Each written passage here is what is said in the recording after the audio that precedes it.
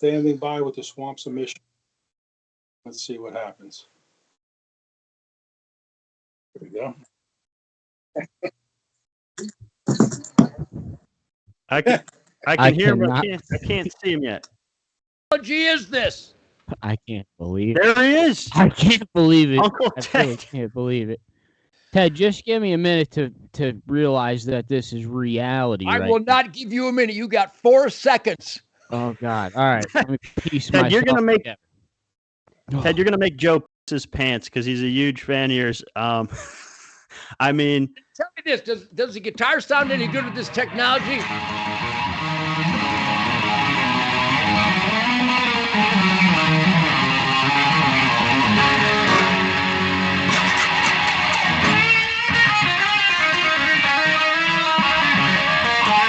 How cool is that, huh?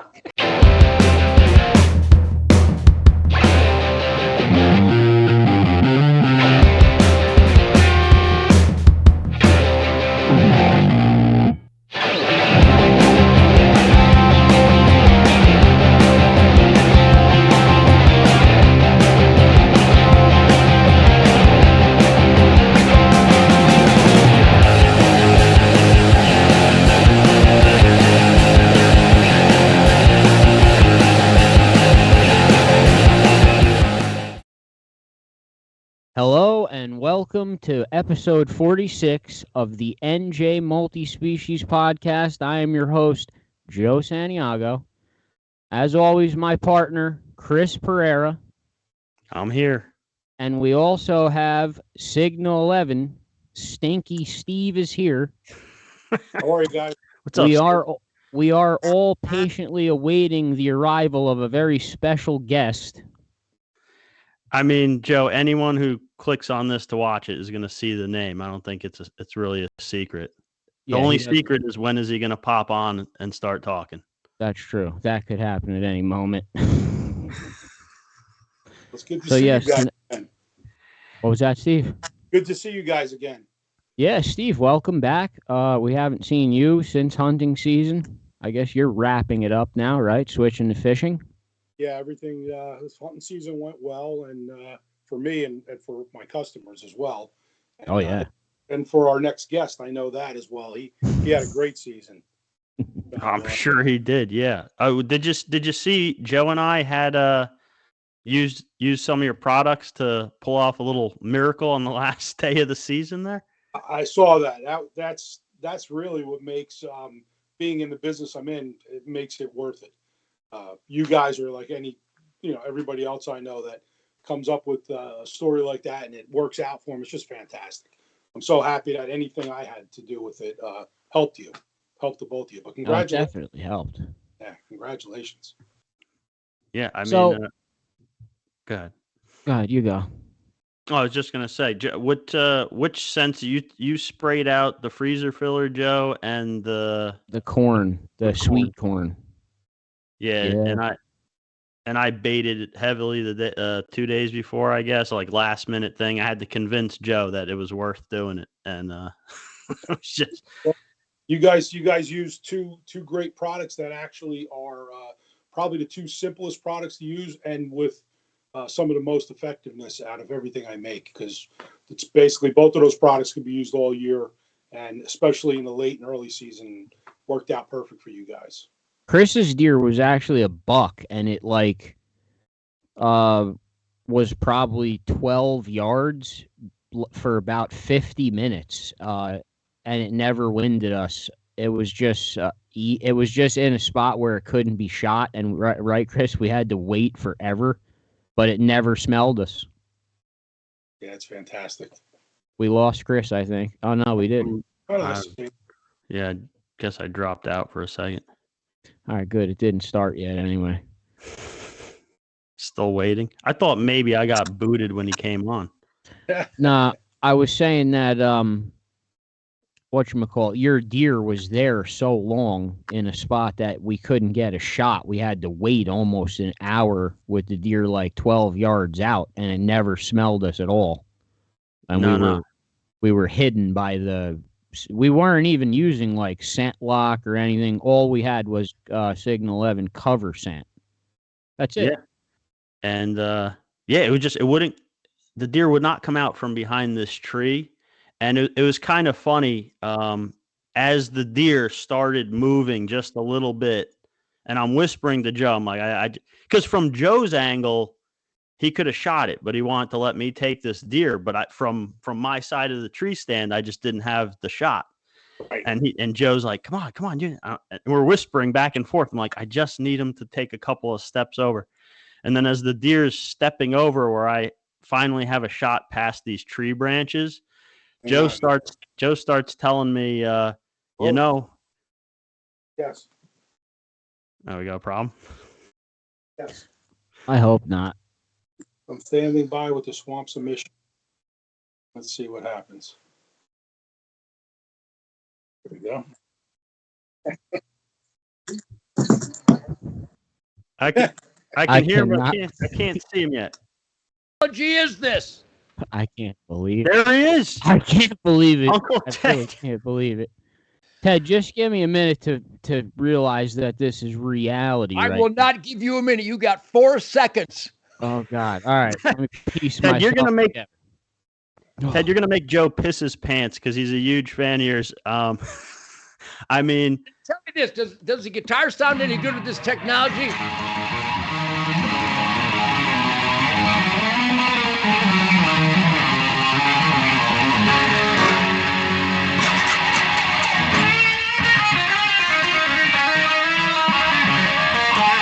How cool is that, huh? sounds good to me. Did it sound like a guitar? I never know if this technology can accept the dynamo hummage of Uncle Ted. But anyhow, gentlemen, I know I got Steve here. Who else is here? It's I am Joe. My name is Joe, and this is my partner Chris. Joe and Chris. We have Stinky Steve. All right, I'm getting ready. Here's the great thing. Number one, welcome to Ted Nugent's middle finger paradise. It's like truth, logic, and common sense. It's the arsenal of democracy. It's the man cave cuckoo's nest. It actually stinks like garlic and butter backstraps in here. I wish you guys had the technology to snort the essence of my man cave. Chad, I'm not sure we could handle that technology. I'm sure you can. If you guys are deer hunter, you can handle anything. Come on. Uncle Ted, I can't believe you're here. Thank you so much for making this happen, and Signal 11 Lures, of course. I guess my first question I want to ask you right off the bat, because I've watched all your shit. I have a lot of shit, don't I? You do. Is my shit fun shit? Do I have the most fun shit in the world, or what? I don't. Come on. Am I interviewing a rock star, a famous hunter, a gun right advocate? I don't even know where to begin. But do you fish? Yeah, well, what you're interviewing is an all-American shit kicker. I'm just a working hard, playing hard husband, father, grandpa, ranch owner, farmer. I play dangerous guitar. I've made a career with killer soulful music from Detroit, but it's all the music is.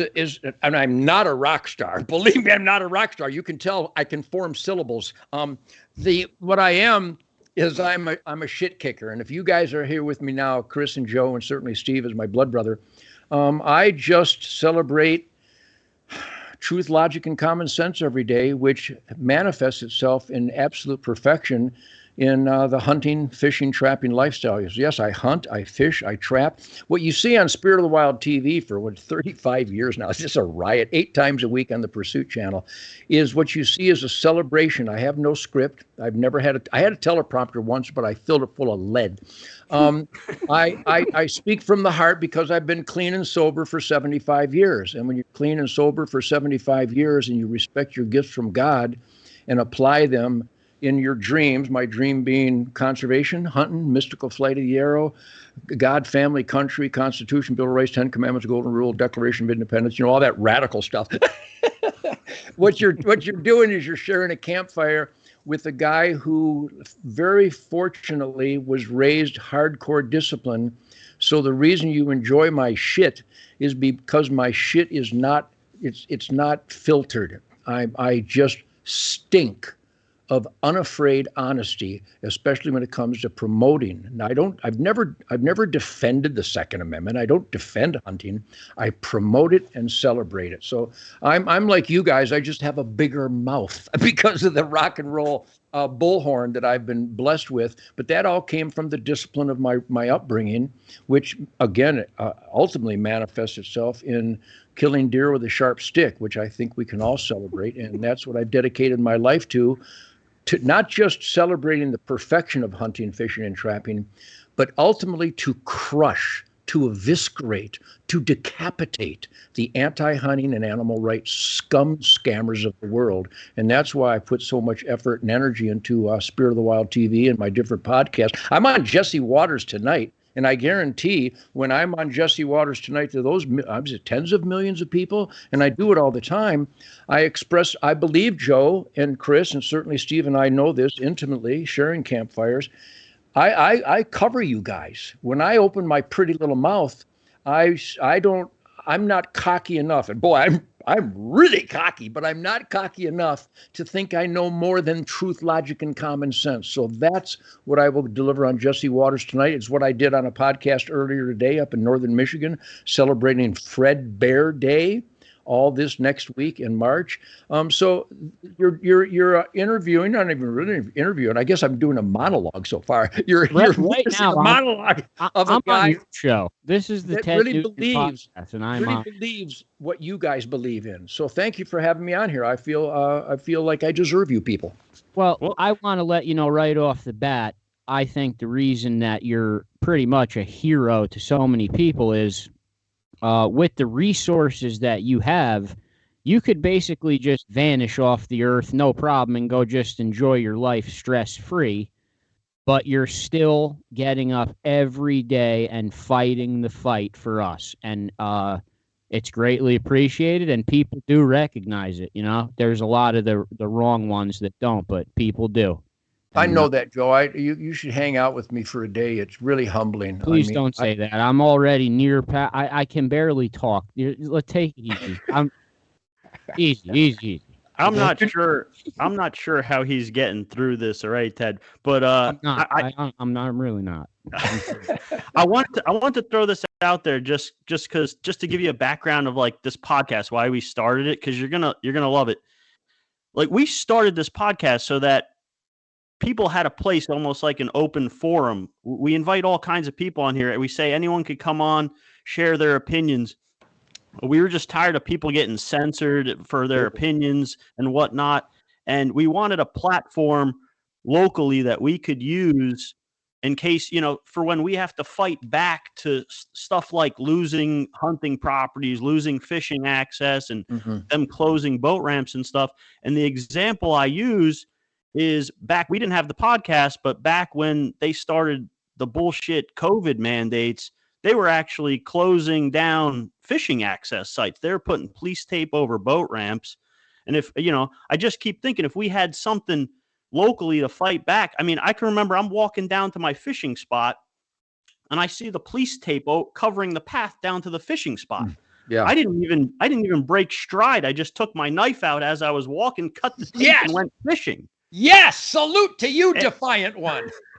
And like, that's the mentality we kind of want to put. Like, when stuff gets freaking ridiculous, you gotta fight back with common sense, like you said. Well, I'm 75 years old now, and I'm very energized because I've taken good care of myself and I eat a lot of venison. And I still am active every day. I've been filling feeders all day. I fixed some fence. We had a water crossing that washed out. I get down there like I'm like some kind of welder or something.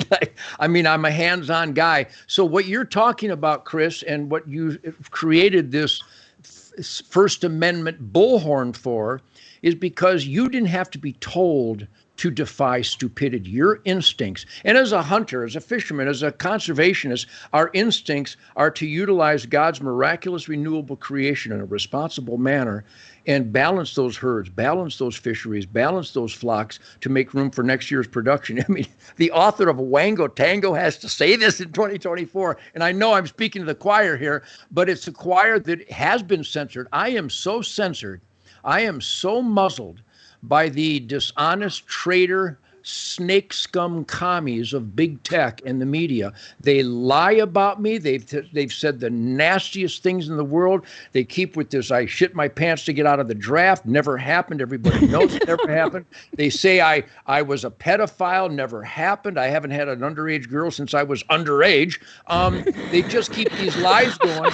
And Rolling Stone magazine and Huffington Post will create these lies. And because I'm a public figure and because the lies have been repeated so often that there's no standing in the court of law to get liable compensation. So the people that hate, as Joe mentioned, the people that hate me, I know you guys love me because we love truth, logic, and common sense. We love God's miracle creation and hands-on responsibilities. We love that. It's not me, it's not you, it's that. But as much as I love the love that I'm showered with every day, I got a call from a U.S. Marine today. His brother's dying of cancer, and he just wanted to talk to me before he died. I mean, wow. How could Whoopi Cushion Goldberg upset me when I get that kind of honor? What have I done to deserve that honor? And you know what I've done. I've stood up for the freedoms that these heroes died for. And so as much as I love the love, you know what I love even more?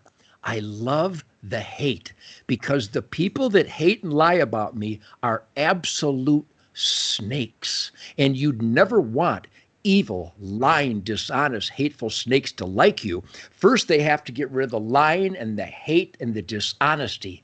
And then if they want to join our spirit campfire, our shit kicker families, good citizens, then they're welcome. But as long as the evil scum hate me, bam, I know I'm on course. And that's what you were fighting against. You're in New Jersey, isn't that right?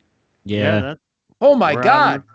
What you have to put up with is so indecent, so treasonous, so dishonest, so tyrannical. So God bless you. You guys instinctually produced your middle finger and set it on fire when you saw stupid. And I have a hat that says, I will not comply. And I've sold hundreds of thousands of autographed I will not comply hats. Yes, because when someone tells you to do stupid, you must not comply. So I love you for that. Ted, let me ask you this. I'm a personal victim of it because I just currently went through the process that New Jersey put forward to obtain the carry permit. I jumped through all the circus loops and I finally was able to get it. But what they made me do was almost embarrassing. And then half the shit they made me do, they deemed it wasn't even legal after, but they didn't return my money, of course.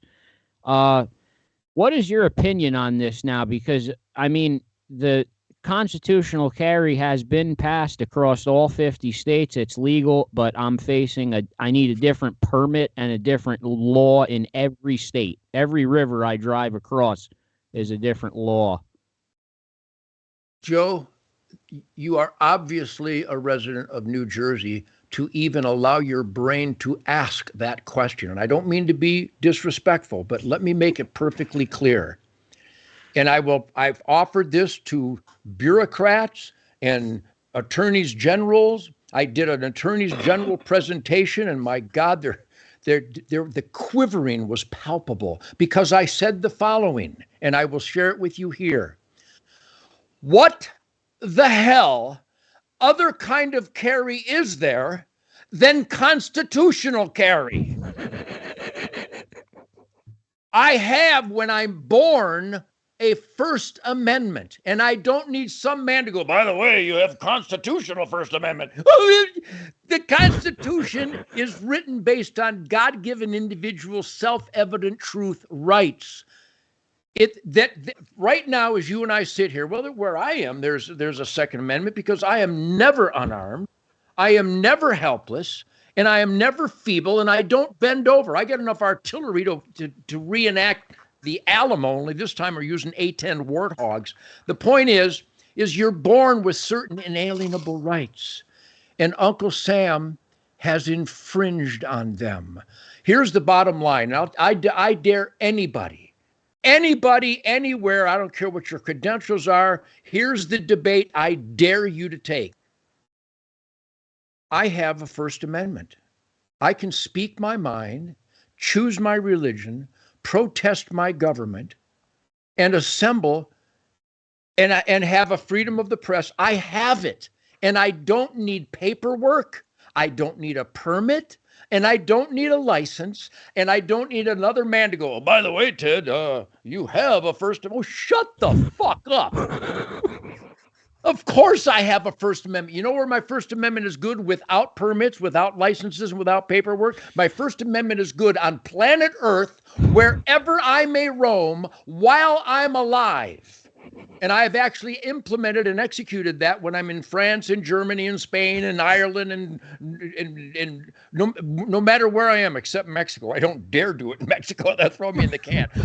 So I don't go to Mexico. My point is you and I have a First Amendment while we are alive on planet Earth. There is no First Amendment free zone. Well, guess what, America? The same goes for the Second Amendment. I get to keep and bear arms. It doesn't say keep and truck. It doesn't say keep and safe. It doesn't say keep and locked. It says keep and bear. And when my wife was burying my children, she had them on her. She was bearing them. Bear means it's on my person. And I have a Second Amendment to carry a gun while I'm alive on planet Earth. Now, I fought for House Bill 218, which finally, as many years ago, allowed sworn law enforcement agents to carry a gun nationwide. Duh, as if we needed that. But because of the infringement level, we needed to get some of our rights back. So because I'm a sworn sheriff deputy in Lake County, Michigan for 39 years, I carry a gun everywhere. I carry it in Manhattan. I carry it in Newark. I carry it in Chicago. I carry it at the Capitol. I carry it in schools. I carry it wherever there's a sign that says gun-free zone. I don't think so. And even if I didn't have my sheriff credentials, as a free man, I have a Second Amendment. Now, I'm not recommending that you follow my guidance, because in New Jersey, they will throw you in jail. Even if you have the wrong bullets, if you have the wrong magazine, which, by the way, those are infringements. And as I said to the ATF last week at the SHOT Show, I said, sir, who the hell do you think you are, thinking you have the authority over whether my rifle is quieter and safer? I want an answer. I want you to tell this group of people at your ATF booth who the hell you think you are, that you have authority whether our rifle is quieter and safer. And here's another one for you, bozo. What the hell's the difference between an 18-inch shotgun and a 17 and 7/8-inch shotgun? I want an answer. There's no difference except one's a felony. Fuck you. You couldn't be more right. I mean, I couldn't be more right. Let's be honest, right? Even with all the arguments back and forth, you can't ever get past the fact that someone who's going to do something bad with anything is not going to listen to any kind of law or rule. Yeah, so John Mellencamp said after the recent Kansas City parade shooting, John Mellencamp, in his drugged out stupor. What a great talent guy. He's a nice guy, but boy, talking about brain dead. He said, we need to pass meaningful laws that will save citizenry. Well, John, write it. I'll tell you what, you're a smart guy. You got a pen and paper. Write the law that the Kansas City shooters would have obeyed, because they broke 30. They broke 30 laws. Everybody who commits a crime is already breaking laws. You really, who could be on so much acid, who could have so much dope, that they think that the bad guys are waiting for the new law to stop them from doing evil things. So what I'm speaking, I haven't given you any opinions.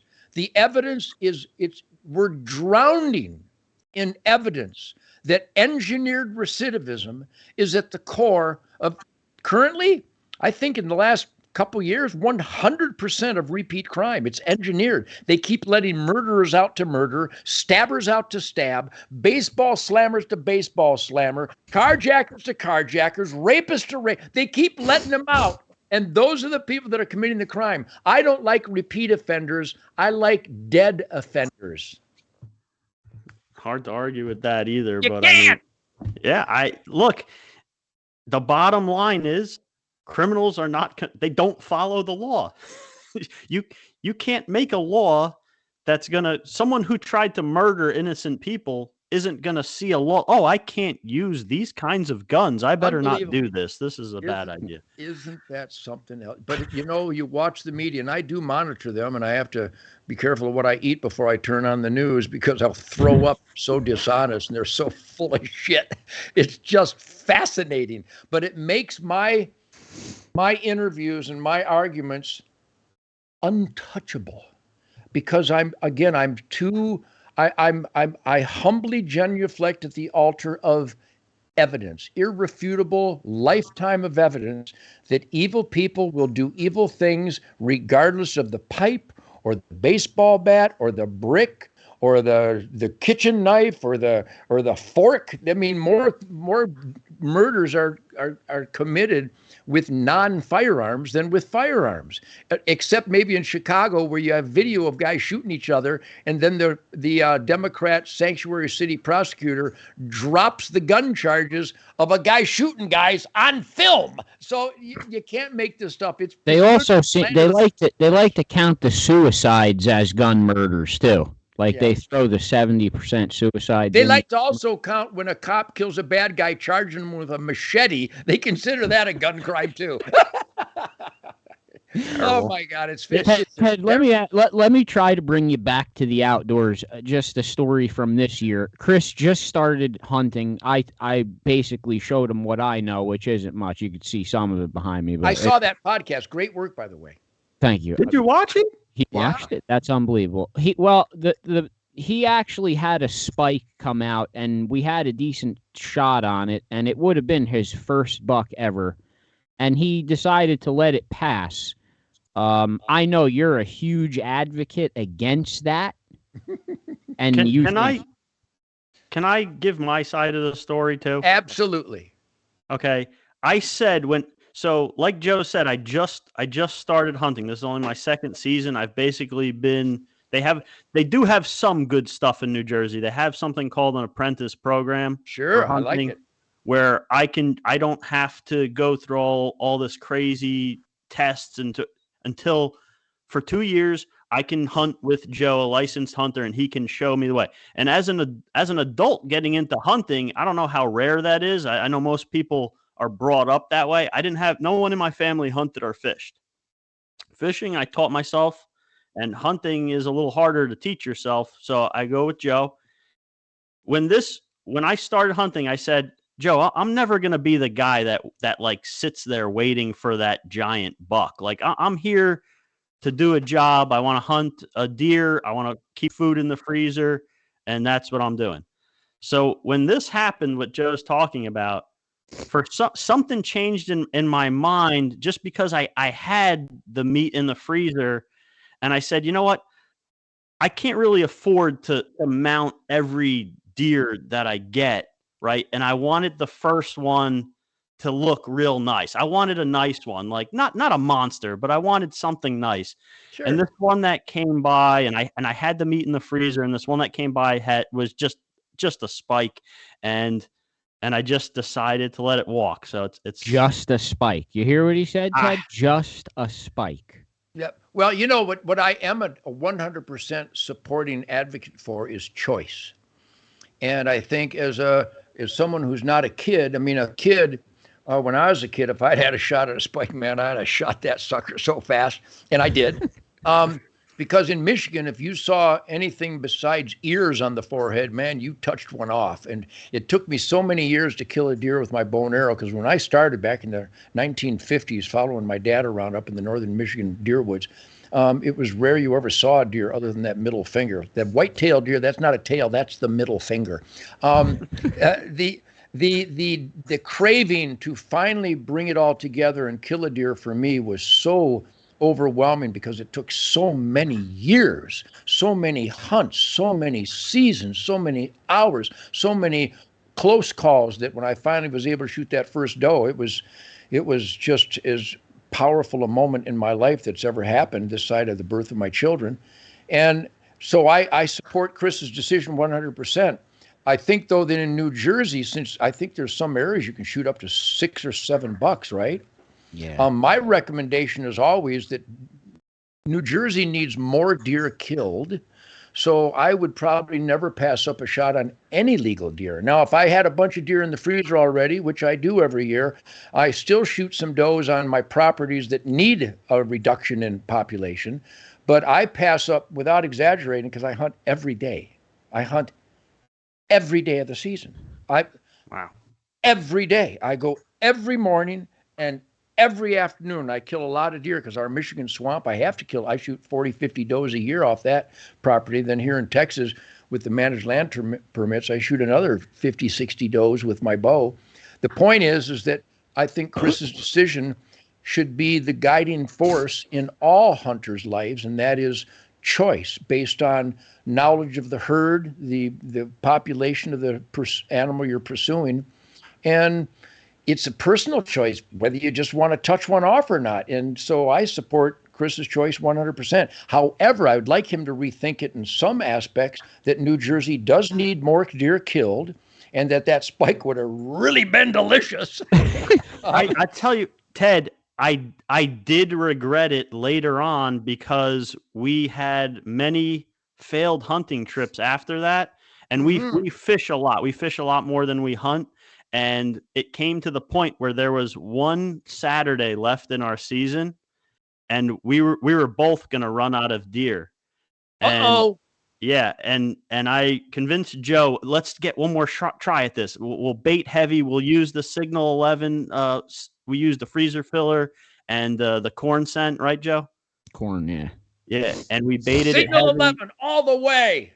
Oh yeah, no, we're sold on that for sure. But so we're up there last day of the season, and it looked like a spike. It turned that it ended up being it had two broken antlers. We're not sure, but another what we thought was a spike buck comes down, and it's behind the tree. I don't have a shot. Joe had a shot from a better angle from his side of the tree stand there. You bow hunting or gun hunting at this point? Bow. Yeah. And I'm waiting, and Joe starts talking to me like he's waiting for me to take a shot because he doesn't realize I don't have the right angle on it. And I'm waiting, and we're whispering, and I'm like, I'm just waiting for him to take a couple of steps to the right. And then as the deer's stepping over where I have a shot past the tree branches, Joe starts whispering to me this story about how that deer, when it grows its antlers back, might have a huge rack on top of its head, and maybe I should consider waiting. While he was mid-sentence telling me this, I just put one right through its lungs. Attaboy! Perfect. You know, this whole thing of letting them walk, that is such a let me summarize it thusly. And I have these conversations with brand new hunters and old-time hunters, and I mean the masters of the sport. It is such a personal choice. And I shoot so many deer. I don't mount many deer anymore, but I keep all the skulls. And that means even little broken horns or spikes of little forks or, old deer, young deer. I donate so much venison to soup kitchens and homeless shelters every year. And there's not a place that I hunt that doesn't need more deer killed to bring the herd into balance and to save some of the highway slaughter and crop depredation.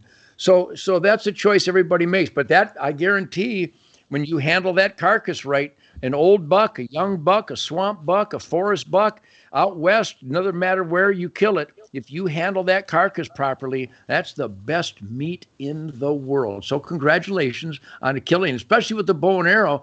It is such a patience game, such a discipline test every time. And I'm dangerous. I shoot a lot of deer, but every time I decide that I'm going to shoot that doe, or if I get a shot at this buck, I'm going to take it. Here's the best way to describe it, and I bet it resonates with you guys. It's out of body. There's no world. There's only you and that deer. And the nerves and the excitement level, the adrenaline, the chaos that takes place because we're going to kill an animal. And that goes back in many ways to what you were saying, Chris. If a bad person is going to commit a bad thing, they're not to contemplate the morality of Tool They're not going to, methodology doesn't enter that equation. Well, when we're hunting deer, it's also a serious decision. We're going to kill an animal. And I think the Native American lore is that we don't take the animal. If we dedicate ourselves to be the best, most reasoning, conscientious, capable predator possible, we don't really take that animal. The Great Spirit provides it for us. And then we execute our training, our practice, and our dedication for a quick, clean kill. So there's a lot that goes on in the hunting world that you're not going to get in Outdoor Life magazine and a lot of these TV shows. But what you were experiencing that day, Chris, it's the highest of, wasn't it the highest of highs? It was, I mean, it's indescribable, though I'm doing a pretty good job of describing it. It's right up there with, and to anyone who was like me that fishes and enjoys the outdoors but hasn't tried hunting yet, the only way you could describe it is by like hooking into even on a regular deer, even if it's just a regular sized deer, not even a buck, whatever it is. If you're out there and you want to put meat in your freezer and you want to have this animal to enjoy the meat, the only way I could describe it to someone that hasn't experienced it is that fishes is you hook into a fish of whatever species you're fishing for, and this fish jumps out of the water and it's so big and you're just not sure what's going to happen next. You're not sure if it's going to stay on the line. You're doing the best you can. You're doing all the things you think you're supposed to do, but you're not sure what that fish is going to do. That fish could dive under the boat. It could jump the other way. It could snap your line. There's so many things that can go wrong that are out of your control, even if you do everything right. And the combination of all those feelings inside you have to keep them under control so that you can actually execute what you have to do to be successful in that situation, one way or the other. We call that the spirit of the wild. It really is out of body. There's no crime, there's no hate, there's no negativity. You're even removed from the most precious things in your life. When you're fighting that fish, especially if it shows itself to be a really desirable one, or you're about to unleash that arrow or get that crosshair on that deer, there's nothing outside of that tunnel vision. It's in military and law enforcement training, it's called tactic psychia. And it's where the whole world disappears except for the tunnel vision to where you have to place that shot to save an innocent life or to save your own life. And it's that serious. No, we're not calling upon courage. I love people go, well, I hope you feel really proud of yourself. You're coward for killing that deer. Well, courage does not enter the scheme. We're not being brave when we kill a deer. We're being a conscientious, reasoning predator to balance herds and feed our family. And so that's a huge decision in a world in the pussification and the dumbing down of humanity, where people actually think that when they go to the grocery store and buy a pork chop that something didn't suffer, something didn't die. I mean, that's how stupid we've become. Or they wear a mask when they're riding their motorcycle in the park, or they take a shot that some bureaucrat told them was a vaccine. I mean, I could go on with the stupidity factor, but I think what Joe Rogan has accomplished, especially once I got on there, and he has some great guys, Cameron Haynes and a bunch of my friends that really can articulate the dynamic as you just did, Chris. It's an important responsibility. Hunting is not only bad, it's perfect. Hunting, fishing, and trapping is perfect conservation, and you never should defend it. You should always celebrate it and promote it. You guys do a great job, so I'm proud to be on here with you. Can I just ask you, because your favorite line, my favorite line from you is when you say "Long live the beast," or you get a nice deer and put the post "Long live the beast." Where did you come up with that? Because I love that quote. Well, I got to tell you, Joe, I never went to college. I was too busy learning stuff. And even in spite of graduating from an American anti-education system, because I'm a bow hunter, I really attribute the dream is to be omniscient. The dream is to not miss anything. And I know as you guys are driving down the highway as a hunter, you see an animal that no one else will see. You see a chunk of habitat that you register. Well, I'd like to get permission to hunt there. You could be going 90 miles an hour, in my case, 120, and you will still notice these things. So I don't know.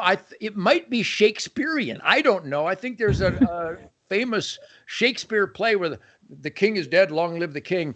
I don't know where I get any of my information, except that as a guy who wanted to play Chuck Berry licks accurately and to play John Coltrane saxophone lines on the guitar effectively and get close to that squirrel with my longbow on the Rouge River, Detroit when I was 8, that reasoning predator pursuit and the pursuit of artistic fulfillment demands attentiveness.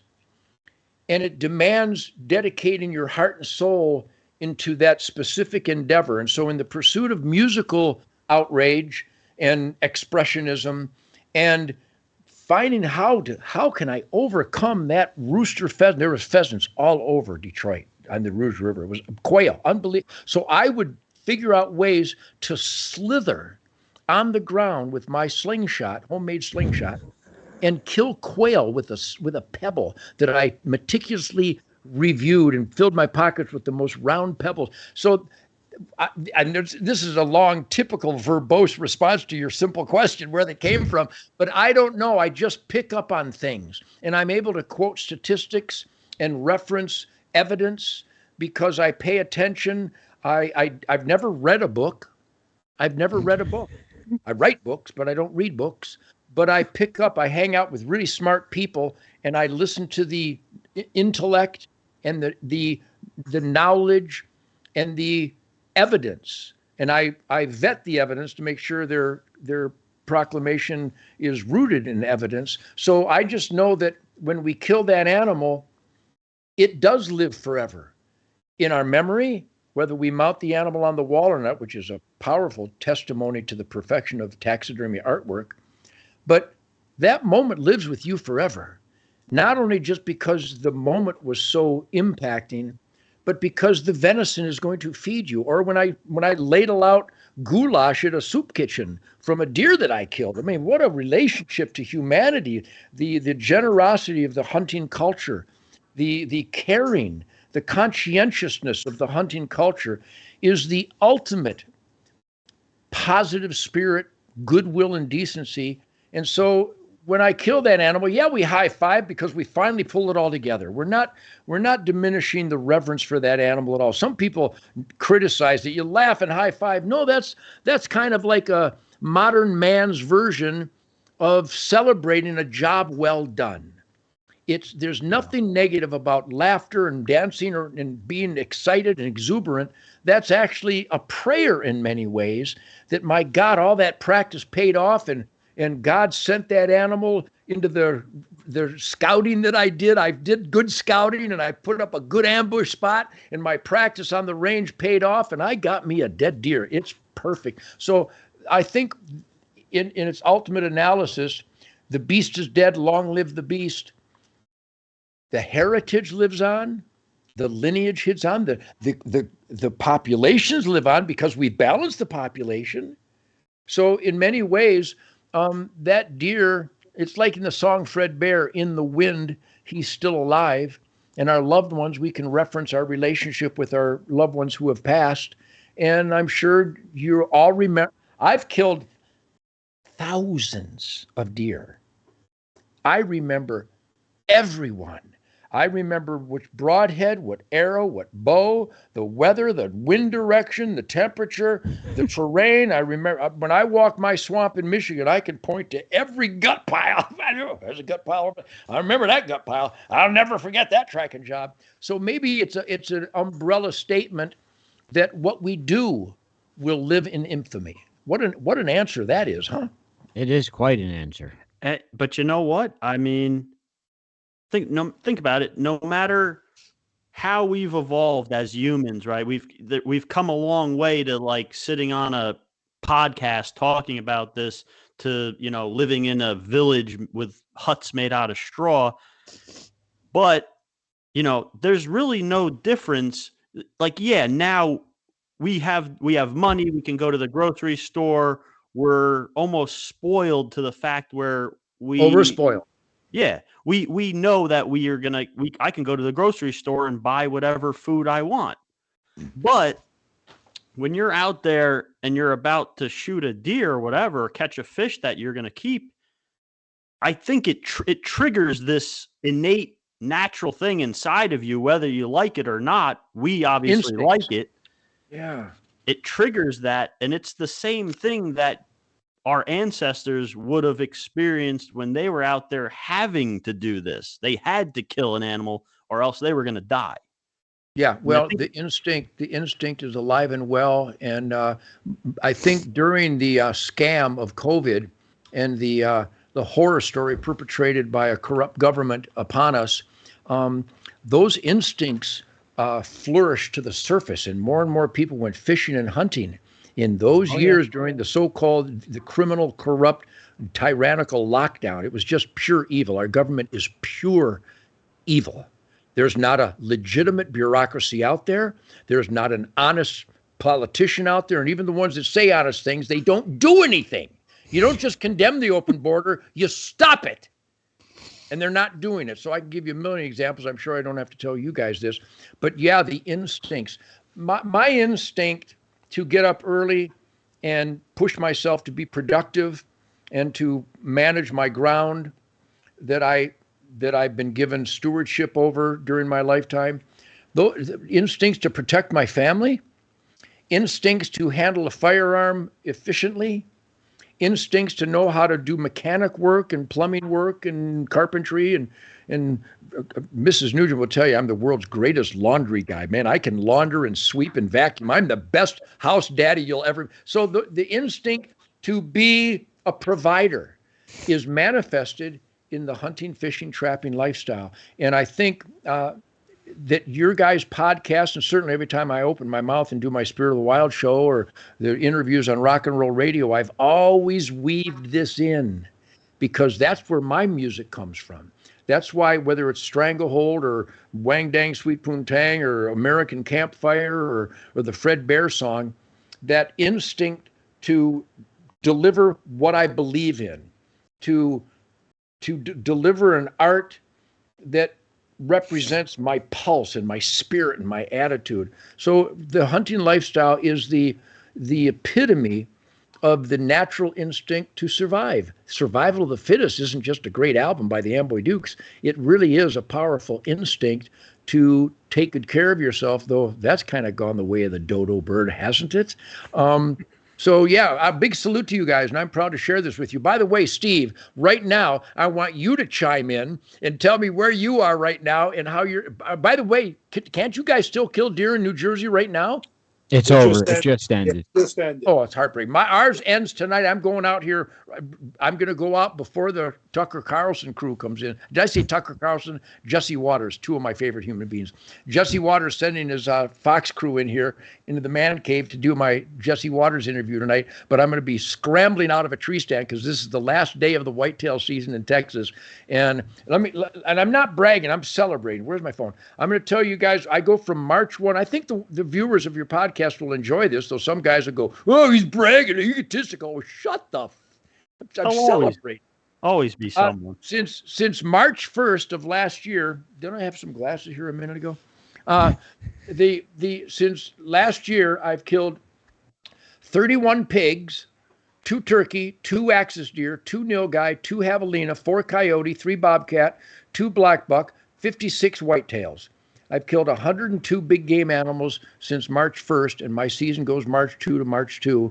So, and I will continue trapping, and I'll continue hunting. We can hunt exotics and pigs. When I get up in the helicopter, I can kill as many as 200-300 pigs in a single day. It's so much fun. It's unbelievable fun. That's what is your favorite? Is the whitetail deer your number one? Is that your number one animal to pursue?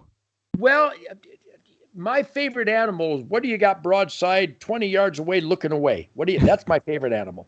Woodchuck, get a woodchuck, shoot that woodchuck. Skunk, I don't care. Yeah, I think we all hail the mighty white-tailed deer because it's such a target-rich environment. It's such a challenging animal, such a delicious animal, such a beautiful animal. The fact that there are more whitetail than ever in recorded history, though I think in the late 80s and 90s, there might have been more overall nationwide.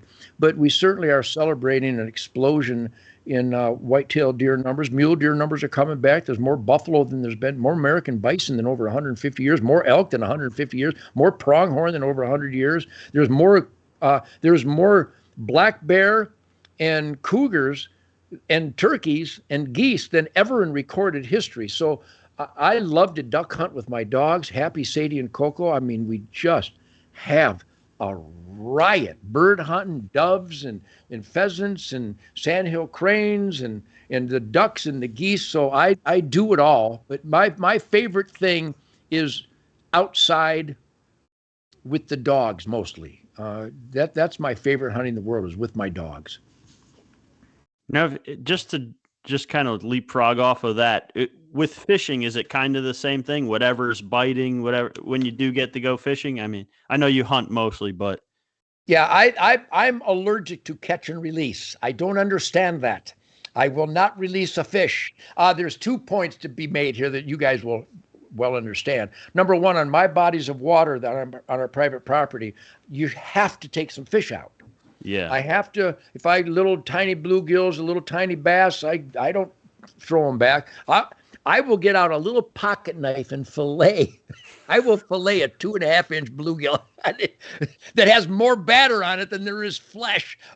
So I fish strictly to eat, and I get a kick out of it. In fact, my nephew, Brendan O'Keefe, up there in northern Michigan along the Manistee and the Tippy Dam in that famous trout and salmon zone, he's a guide and outfitter up there. So he's gung-ho maniac fisherman. My buddy Tucker Carlson is a maniac fisherman. And I have a bunch of friends. The guy here, David, his son is like 16, and he's a professional fisherman. He's got his own lures and own rods. And I think that's awesome. But I only catch brim, some bass, smallmouth and largemouth bass, and some crappie on our ponds in Texas. And then in Michigan, we get a lot of bluegill, and eat a lot of bluegill all the time. And bass, if you catch largemouth bass out of cold water and you treat it right, that's some delicious fish, man. A lot of people say they don't eat largemouth bass, and I shame them. It's all good. So I don't fish anywhere near as much as I hunt, but I love fresh fish. And I have a Drake's batter mix out of Michigan that with a little bit of garlic and garlic salt and this Drake's batter mix, man, I'll throw that in some peanut oil, and man, it's candy. If you send me a picture of you cooking up a largemouth bass, I'll just put it on there just to trigger everyone, because guys love to throw a pissy fit when they see that. I'm good at causing hissy fits. My pleasure. We do a lot of catch and release fishing here. And understood, if you catch a lot and there's limits and you're not going to eat them, then put them back. Absolutely. We like to release the bigger fish, and we like to try to tell people. We'd never tell anyone what to do with their catch. I'm real big on that. If someone wants to keep a fish that's legal, that whatever their fishery is, that's totally your right. But if someone wants to try to build a better fishery, we try to, release the bigger fish, keep the smaller ones. You're actually going to help the population in a similar way that when you're hunting, you got to call the population. It's just too many. They don't have natural predators. Sure. A lot of these fish, the same thing, But well, in Michigan, since we own the ponds, the little lakes that we have on our property, we have a rule: you just don't throw anything back. And if you don't want to fillet it, we'll use it for raccoon bait, because you can't kill too many raccoons and coyotes and fox. So we use a lot of those fish for bait to catch predators too. So yeah, it's all utilized. But I understand the catch and release. A lot of people, I personally don't get the professional fishermen that just catch for poundage. I mean, that's great they do that. I support it 100%. I just would never do that. But on our ponds, we have to reduce the population, and I would never let anything go that I can put a knife over the rib cage and get that fillet off of there. No, I totally hear that, especially for the your personal pond there. That's in itself gonna give you a better fishery. Someone's got to take from that population, or they just stunt the hell out of it. Yep, and I used to shoot cormorants. I used to shoot all the cormorants that were on our lakes, but I don't anymore because they're reduced and they're providing a service since we don't fish a whole lot. So the cormorants are reducing that population properly. And we catch, I'm not kidding, I got some nut job fisher buddies that they're catching on our little 20-acre lake in Michigan, spring fed. They're catching legitimate, they weighed them, over 10-pound largemouths on a Michigan spring-fed lake. And I mean bucket mouth, just slab gobs. And I wouldn't know how to catch. I've caught a couple 6 and 7 pounders out of there, which is huge. But these guys are catching legitimate 10-pound buckets out of our lake in Michigan. And those guys, but they're gung ho. They know water temperature and which lure and the color and all that stuff. I wish we could shoot cormorants here because I guess because we're so overpopulated in this place, we can't afford to let the cormorants eat the fish. Right. Well, we actually fought the Michigan DNR, which is an anti-hunting organization. We finally fought them because there was such an overpopulation of cormorants that they were depleting the fisheries. So now you can shoot cormorants in Michigan. And with all due respect, all my friends in law enforcement out there watching and listening to me right now, even if the law forbid me from shooting cormorants, if I thought it was the right thing to do on my property, I would shoot them anyway. Oh, Nugent admitted to violating the law. That's right. When I see a deer struggling on the highway that is flopping around with 2 or 3 legs broke, I'm going to pull over and shoot the deer. Well, you can't do that. It's against the law. The law is immoral. I'm not going to wait for somebody to come and dispatch this deer and put it out of its misery. I'm going to do it. And when I see a deer caught in a fence and the hind leg and is half-assed gone from coyotes eating, I'm not going to wait for an official to kill it. I'm going to kill it. I'm a free man. I'm capable of accomplishing the moral conclusion here. And in Michigan, for example, oh my God, I could talk to you forever. In Michigan, sandhill cranes are so overpopulated. Sandhill cranes are a federal migratory game bird known as a ribeye in the sky, ribeye being food. In Michigan, we finally hammered the DNR to allow us to shoot them, but the law, hang on, guys. The Michigan DNR law states you're forbidden to consume a ribeye in the sky. So you know what I do? I consume ribeyes in the sky. I don't obey immoral laws. That's immoral. My name is Rosa Parks. That's a black ass. That's a bus seat. I'm putting my black ass on whatever bus seat I choose. The law is immoral. I have no argument for it. Nothing. Of course you don't, because your brain works. That's the thing. It's just like, you're not going to get any arguments from here, but I'm sure, you're always going to get the comments on the posts, and that's it's entertainment for us. We love it. Bottom line is, anybody that condemns what I say, invite them to debate me. Invite them to debate me live. That's one thing I wanted to say before. I have watched a lot of your debates because they're hilarious, especially you make the other person just like they don't even have a chance. The best one was that one from England where you the guy, Piers Morgan, yeah, that one, man. I mean, you made him. It just sounded like ridiculous. Crazy. Well, because they're coming from the premise, and that's a great story. Old Piers Morgan, CNN was going to go, we need to shut this Nugent guy down. We need to put him in his place. We need to get the smartest, most educated, cocky, street smart guy we can to talk to and put Ted Nugent in his place. We'll have Ted Nugent live because he's a glutton for punishment. He'll come on our CNN show. So I went to the CNN studios with my Glocks.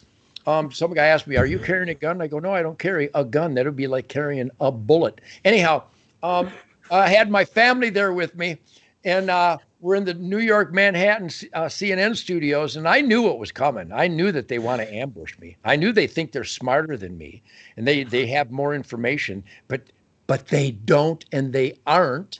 And so they sicked this really cocky English dude on Ted Nugent.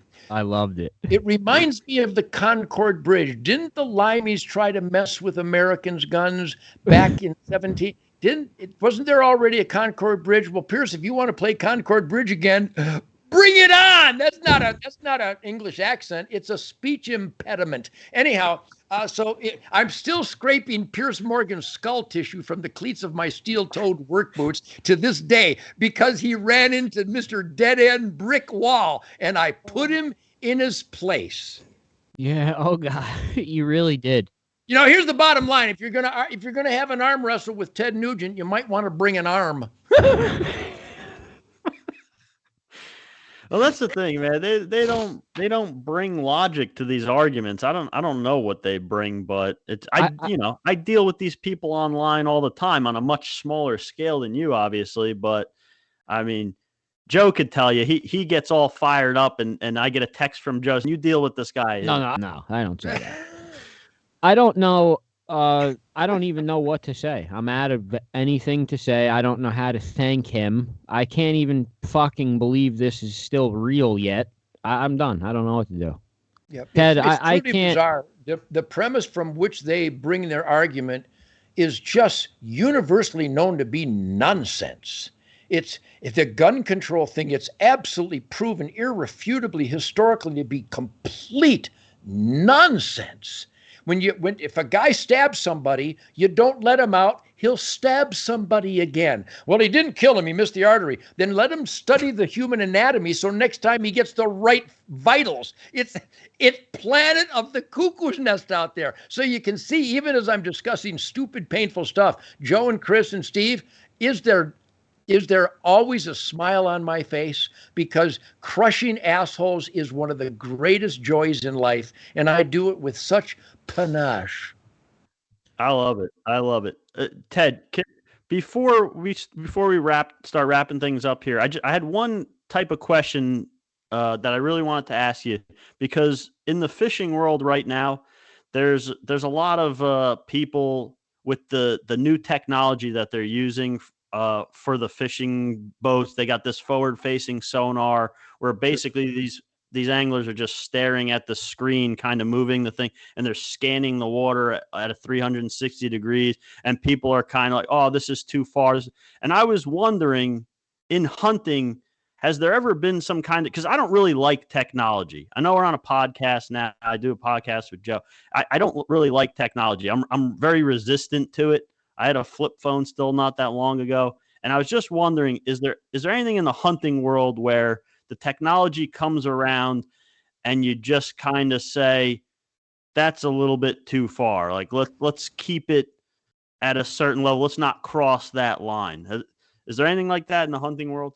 Well, there are certainly a whole bunch of issues and products out there that would make us contemplate such a consideration. And the first one that comes to mind is a crossbow that can shoot a 2-inch group at 100 yards. But you know what? I support that because we need deer killed. I want every possibility to attract more participants into the conservation lifestyle for all the right reasons. Generating the family hours of recreation, increasing revenues for conservation, even though the bureaucrats torch and waste most of our money. And also the trail camera phenomena. I have trail cameras, but I've never monitored my trail cameras and go, geez, that buck showing up there at 2:30 when the moon is at half. I've never used it. I like to go based on my hunches. But the guys that do use those religiously, like the ozonics and the trajectory compensating scopes, I support all that stuff. But when I think of my hunting, yeah, I'm using a Matthews bow, the new Matthews lift. I mean, I'm a good archer, and I miss my longbow and recurve days because I have too many flyers when I shoot my recurve. I just don't trust a good clean kill every time. I'll shoot 4 or 5 arrows and then one will go off 6 inches off, and I go, whoa, what the hell was that? And I've been shooting arrows probably longer than anybody, and more of them. I'd shoot every day. Yeah. But with my Matthews, it with a release and a peep sight, and I don't know, does it have 80% let off? I shoot a light 46-pound bow. My arrows are still doing almost 200 feet a second. Shemaine kills everything. Big 600-pound oryx with a 30-pound bow with a 2-blade broadhead. But I guess some traditionalists, which I hate the term because I'm a traditionalist, because I hold the bow in my left hand and I traditionally nock an arrow. and I traditionally draw that arrow, and I traditionally aim small, miss small, and I traditionally go right place, right time based on scouting, wind direction, and habitat confluence. So a guy with a 500 foot per second crossbow, he's a traditionalist. He goes hunting during the hunting season. He's going to have to do the right place, right time. He's going to have to practice to some degree, maybe not as much as the longbow guys or even any vertical bow. But I support all that stuff. I got guys who can dial in that scope at 1,000 yards. And I killed a coyote yesterday. Oh my God, I got to share this story with you because this is relative to the technology. I got a GA Precision 308. I got this brand new scope on it. George Gardner, who's the long range master. And I don't rifle hunt much, but I have it. And I killed some hogs down in Uvalde last week. It was awesome. And bang, bang, bang. It was just awesome. Because when that scope hits, that trigger goes off, shit's dying. I promise you. I can shoot an eyeball at 500 yards because the guns are so well made in the technology. But this new Core Lock 165 grain 308 Remington stuff, I'm shooting the same hole every shot at 100, even 200 yards. I mean, I'm literally clover leafing. So I'm out there in my bathrobe. You guys are going to love this. I have this Serengeti 50-yard coastal hayfield in front of my house here. And we got 300 acres here with exotics and a lot of deer and turkeys and varmints. And it's heaven on earth. And I got the dogs and I'm sipping a mocha in my bathrobe. And I'm texting my kids. And I look out and it's just getting daylight. And it's kind of a foggy morning. I look out and I see some oryx way over in the field. And I love seeing the oryx. I'm looking at them, and they're looking over towards the rifle range, about 500 yards away. And I look, damn coyote. I'd rather kill a coyote than anything. Maybe a carjacker, but I'd rather kill a coyote than anything. And so I had just brought my rifle home from South Texas, and I went, damn it, I usually have it leaning up against the door. And I said, so I ran out like I'm 18. And I got that case, and I ran towards the deck, and I unzipped that and pulled out the rifle, pulled out the scope cover, threw a chair against the railing, racked it around, saw that coyote. I figured out just about the 400-yard range. I put the scope just above him. He's lobbing. You know how coyotes lope? You know, I pulled that scope right in front of his head, boom, and rolled him. It was awesome. And you were in a bathrobe the whole time. I got goosebumps right now, and I chambered in another round, and I hit him again. And I was only guesstimating because I know the 330-yard targets are straight across, and the 450-yard range is towards the bunkhouse. So he was in between there. I figured, 375 yards, boom, and I got him. So I still love that technology. The ammo off the shelves today, the best ever. You can't beat it as a maniac, mad scientist hand loader. The arrows are straighter and more reflexive and responsive than ever. The bows shoot straighter than ever before. The optics are clearer and more. You can't get any better than that. So this is all good because it's always going to be right place, right time, stealth, and the experience of knowing when to move, when not to move, and when, like you expressed, Chris, you wait for that next step of that deer. You had to wait for that. That's what it's. Did it really matter what you're going to kill him with? You had to wait for that step. Yeah. That's the hunting moment. So it doesn't matter how gonzo the technology is. It's an individual endeavor based on instinct, the moral compass of making sure you dedicate yourself so you do not wound that animal. And it doesn't matter if you got a 200-yard crossbow or a trajectory compensating scope or a 90% let-off compound. The technology is awesome, but it's still up to individual stealth, experience, knowledge, instinct, and a moral compass to put your heart and soul into being the best that you can be. And even, we got this, we're here with Steve, Signal 11 Lures. I have a guy goes, Nugent baits. When you rattle horns, do you rattle? Oh, well, that's audio bait. You're luring that animal with a fake buck fight. Well, that's bait. How about a mock scrape? I use Signal 11. Mock scrapes are the deadliest methodology I've ever had. I kill more bucks over a Signal 11 mock scrape. Well, that's bait.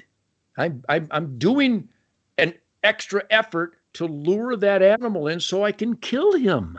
See, I've gotten that a lot. I've had people criticize me for baiting sometimes, but they use estrus during the rut. Yes! That's bait too. It's yes. There's a lot of food plot. Yeah, there's a lot of hypocrisy. Plot's like an hourglass. So you got a food plot that's wide here, and then it narrows down in the middle by his tree stand, so that it's come on, it's all legit. It's all right place, right time, stealth capability. We're here to kill deer. We're here to ambush a deer. I mean, you got some of these deer farms where you got hand-fed deer. Well, that's not hunting. I want that animal to be able to get away from a smart-ass guitar player almost every time, so that I can out-strategize these mystical beasts that God designed to avoid us.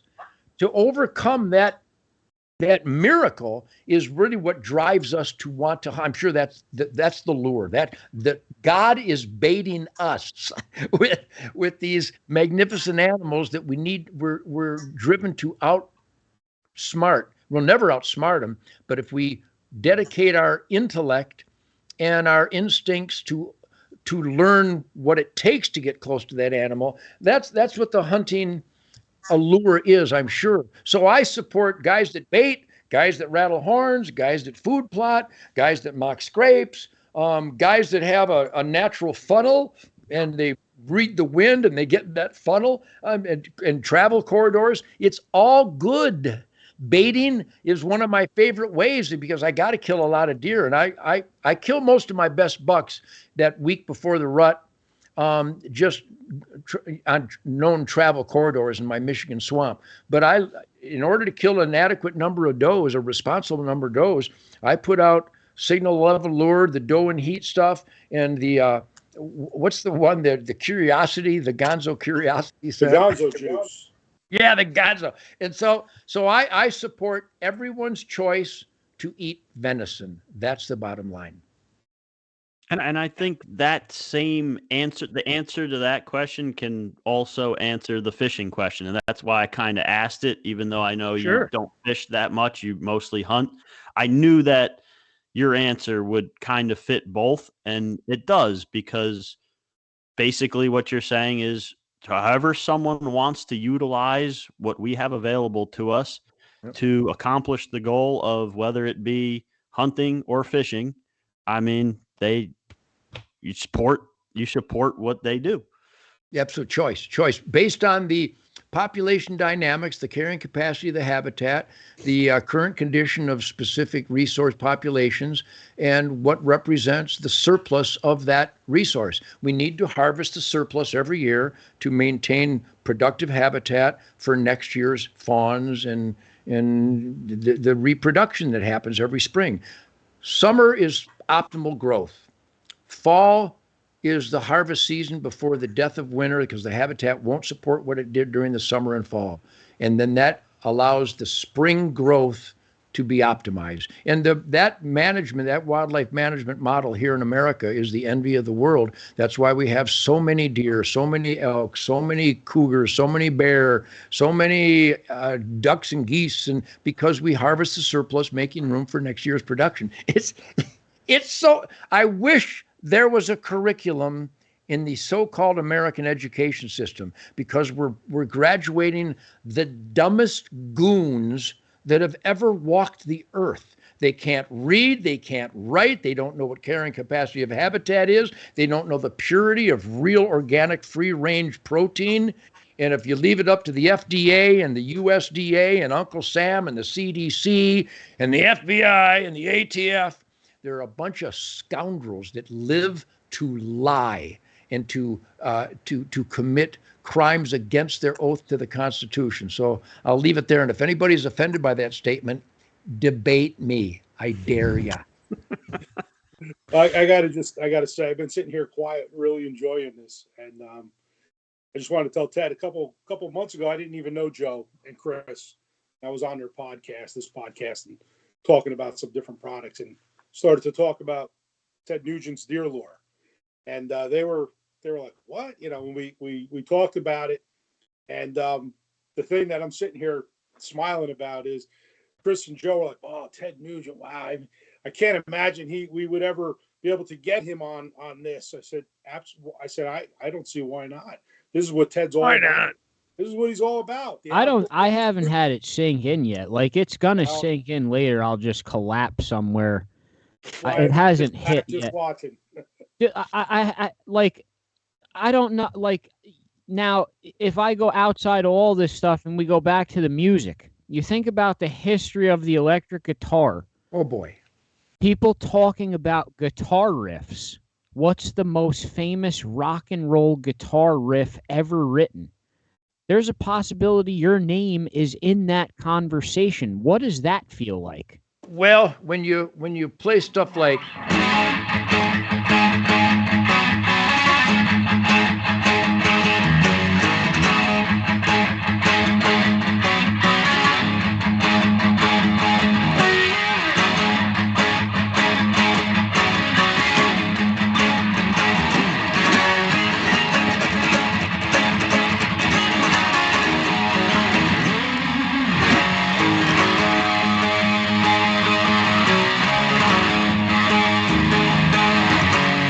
get the hell out of here. What goes through your mind the first time you come up with that?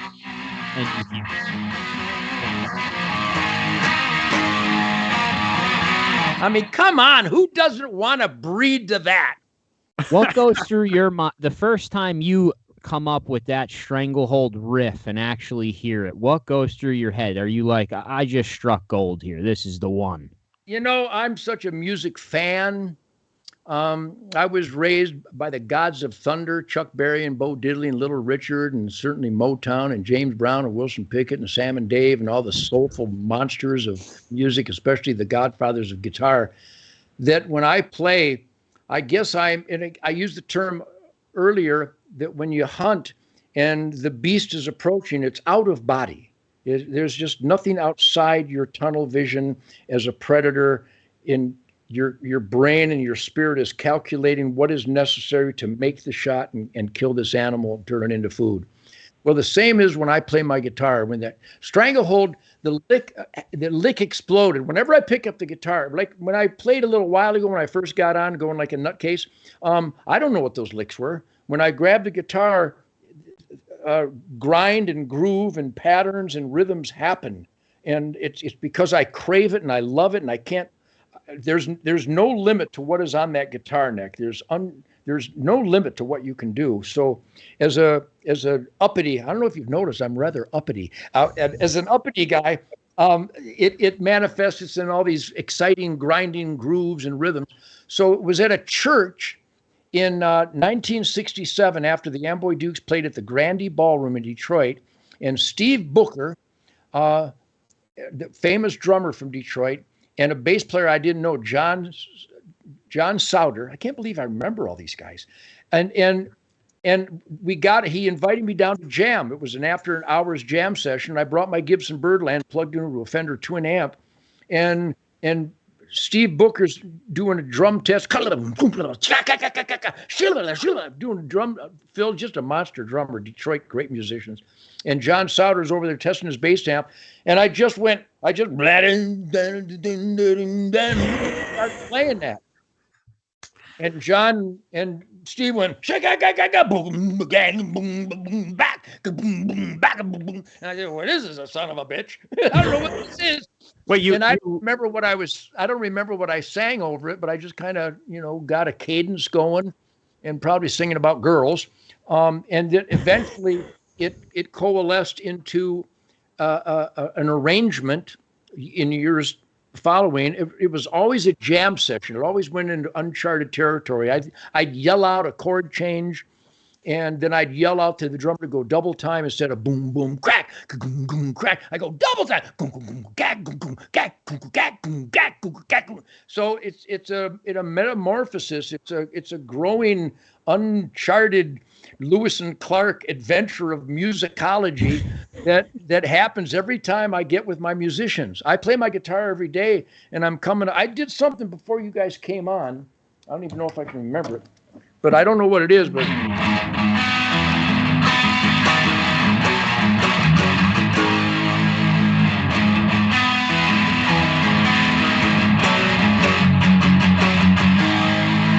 I mean, that's so cool. What is that? It's I don't know, but premiere. We just got the You heard Nugent it first premiere right of a here. new song here. Yeah. So I'm always coming up. That's like the Fred Bear song. I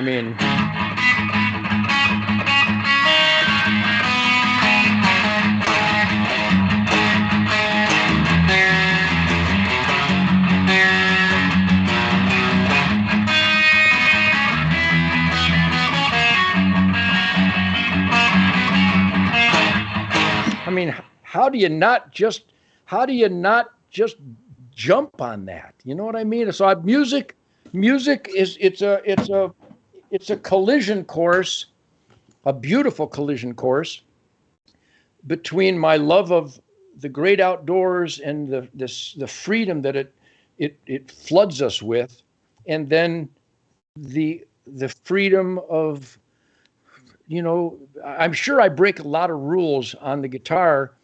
I play a bunch of notes that God hasn't even authorized yet. So it's always an uncharted adventure for me. And I've sold 40 million records, and that's because my love of the music creates a music that other music lovers will love.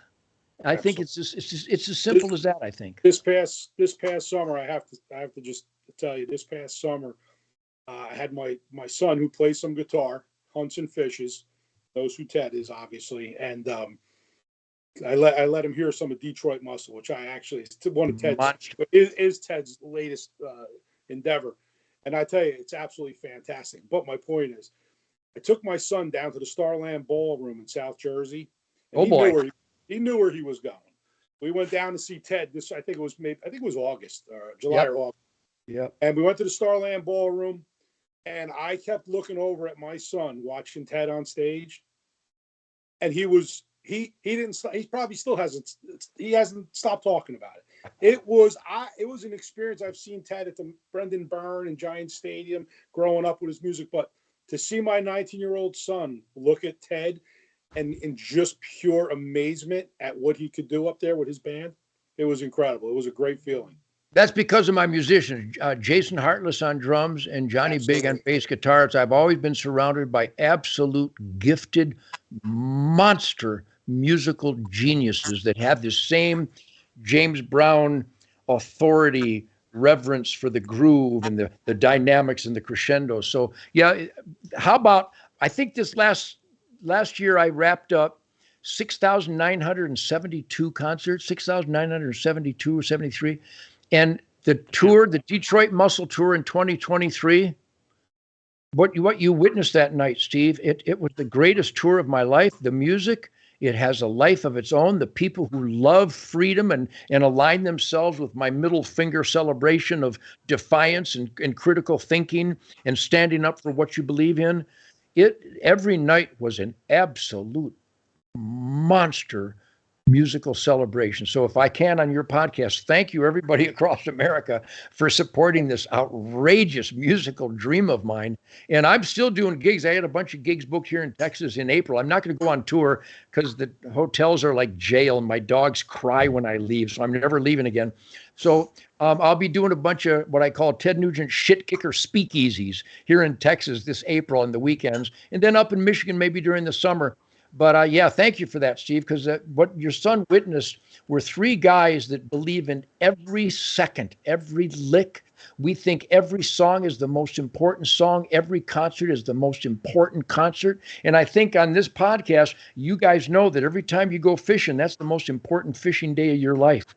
When you're going hunting, that's the most important hunt of your life. And I'd like more and more Americans to realize that if God gave you another day, put your heart and soul into it. And that's what everybody in my life does. That's a hell of a way to think about it. And that's the only way to think about it. Yep. I don't want to overly keep him here because we know it's the last day of hunting season and he has like much more famous shows to get onto. Ted, I could never repay it, never thank you. I'm still, I don't know what to even say. I appreciate everything you do, especially from an outdoorsman that it basically my whole life I'm teaching my children. Hopefully it's going to be their life too. And you're a person on the front line that really fights for what we love to do. So I really appreciate it. And I appreciate you coming here. I can't express it enough.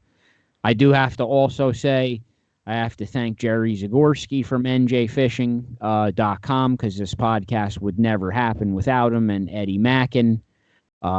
Fishing trips with Eddie Mackin, Ripping Lips, and also Signal 11. None of this would have been possible. But you, Ted, thank you so much.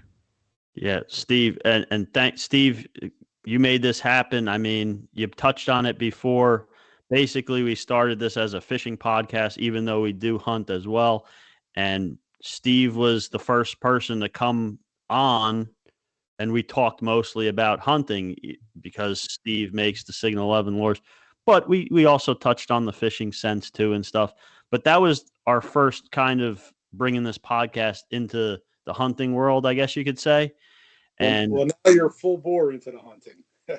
I mean, I think it doesn't get any bigger into hunting than this. I mean, no, I think we skipped.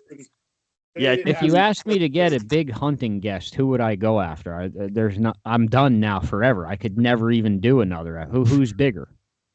Well, thanks, guys. Chris and Joe and Steve, thank you very much. I have a podcast on Real America's Voice every week that's called The Spirit Campfire. And I think that's what you guys have got going here. You got a Spirit Campfire. It might be high technology with the podcast and Zoom calls and Skype and all that. But stay on course. God wanted Americans to be suspicious of authority, to be critical thinking. That's how the Constitution was written, by a bunch of people defying King George and tyrannical punks around the world. And we're in a horrible, horrible time in America where once again we're strangled by tyrants, by horrible, horrible people, especially there in New Jersey. Here in Texas, the same thing. Believe it or not, Michigan, the same thing. So the most important thing that I think we can convey in these communications, these dialogues, is for people to stand up for what they believe in. If you see a hunting law that you know is nonsense and has nothing to do with sustained yield, has nothing to do with the science of carrying capacity and population dynamics, voice it. In New Jersey, you should have an annual bear season every year. There should have never been an end to the bear season. If you have places where there's way too many deer, extend the opportunities, extend the bag limits, extend the season. If you have areas where their fishing is overfished, then lobby to have that regulation reflect the population dynamics. So the most important thing in America today is to raise your healthy voice. And I salute you guys for doing that. Your instincts kicked in, and congratulations with this podcast. And if I may, Steve can give me an address, but I'll send you guys this Ted Nugent flag. I signed another 1,000 of these this afternoon. And you can get these at tednugent.com. And I think this says it all. I was actually going to say, I was going to ask you before when you were talking about the hat. I was like, I'm going to go on your website and order one of those hats as soon as we're done here. But that flag here's the best one. I don't know if you might want to get some of these for the children. Oh, yeah. I like that. But you get these hats at Ted Nugent. I sign them by the thousands every other day or so. We have an assembly line, but you can get the I will not comply and the come and take it hat and reelect that mofo. When you order them online, they're signed. That's included, or I sign every one of them. I sign every flag and every hat. It's outrageous. We're talking hundreds of thousands of hats and flags, but people like it because people are waking up that the bureaucrats and the government, big tech and Hollywood and all the powers that be are just horrible, nasty, treasonous punks. We're surrounded by horrible, nasty, corrupt, criminal, treasonous punks that is exemplified by this goon, this snake in the White House. He's a horrible human being. and we're fighting here at the Texas border to stop the invasion. We're being invaded by communist Chinese military-age men welcomed by our government. People from Sudan, the Congo, Nigeria, Somalia, people who were raised to hate and kill us are being welcomed into our country to hate and kill us. And if people think that's outrageous and a conspiracy theory, then let me put it in words you will understand. Bah, bah, bah. People, you can't be that blind and stupid. So again, go to tednugent.com. You'll see the stuff that we're doing, that I'm raising hell. Tune into my wife's amazing podcast on Real America's Voice, Faith and Freedom. Your wife's hilarious, by the way. I follow her on Facebook. She's hilarious. So good. She is funny as hell. Hilarious. She's so wonderful on every imaginable level. So thanks, guys. Great sharing a Ted Nugent Spirit Campfire with you guys. Thank you so much, Ted. It was awesome, Ted, and I'm just glad Joe took down the picture he had on his wall behind him of Nancy Pelosi in a bikini before we had you on. No. I'm going to send you guys flags. You have these I will not comply flags. Steve, get me the addresses and I'll send them to you. I'll hang it right behind me in the pod for every podcast episode. Thank you, Ted, so much. Thanks so much. I'm going to go try to kill my last whitetail of the season tonight. Yeah, you probably have hats to sign too. Good luck hunting. All right, guys. God bless. Godspeed. Live it up. Good fishing forever. Thank you, Ted.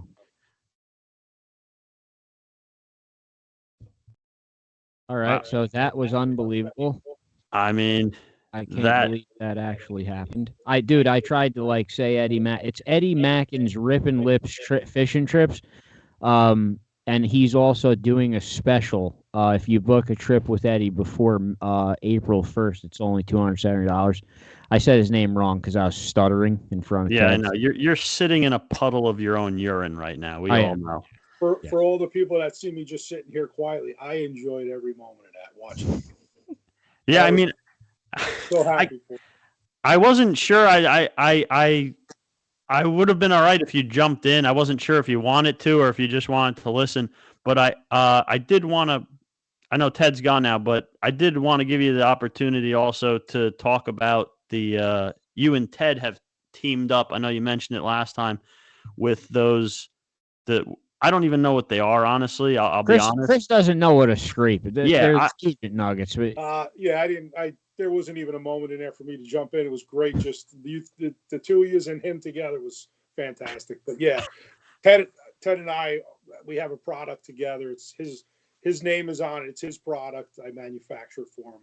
And it's deer lure and scrape nuggets, which, he, like he said, he's mentioned Signal 11 all the time. We're together on his products, but he's been using my stuff for a while, and now he has his own stuff, and he uses his stuff, and anybody can purchase it on the website. And the most interesting thing is that's a genuine guy right there that you just had on the show. He's 100% legit, and he's excellent. Yeah. Awesome. Yeah, it was great. That's going to be hard to beat. We might as well just make that the last podcast ever. I don't. No, you got to keep going. Keep going. Steve, we have to thank you too, because none of this would have been possible without you, and also the that miracle we pulled off on the last day of the season probably wouldn't have happened without you. That video is on YouTube if anyone wants to check it out. The doubleheader deer with the Signal 11 stuff. But yeah, other than that, I'm probably going to say goodbye now and lose consciousness somewhere. Yeah, great show.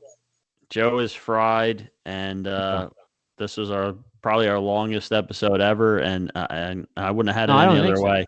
I think it's a short episode. It just feels like forever because we're nervous. You just sat there just blankly staring and listening for. Oh God! All right, Steve. Thank you so much. Signal 11, Jerry Zagorski, NJFishing.com, Mackin's Lips Fishing Trips. Rippin' Lips Fishing Trips. You advertise Mackin for now. I can't do this tongue twister. Eddie Mackin's Rippin' Lips Fishing Trips. It's a tongue twister. He'll be back. He'll be here next week. We're going to have him on next weekend. We're going to talk about, spring fishing on Lake Opakong. And it's insane. If you've never experienced it, if you're not comfortable fishing that lake, I'm telling you right now, it's worth the money. Even if you have your own boat, if you have not fished Lake Opakong and you don't want to just wing it and waste a couple of days, not waste, but spend a couple of days trying to navigate that learning curve, it's worth the money. I don't know how else to put it. We're going to get out there with him soon. We'll film an awesome video. I'm 100% sure of that. So that'll be coming. And don't also forget, now that transitioning back to fishing season, Signal 11 products, all the lip glue scents are available, the Jersey fluke bellies, fluke season's coming soon. So, yeah, a lot of stuff on Signal 11, too. So everyone's about to get very busy.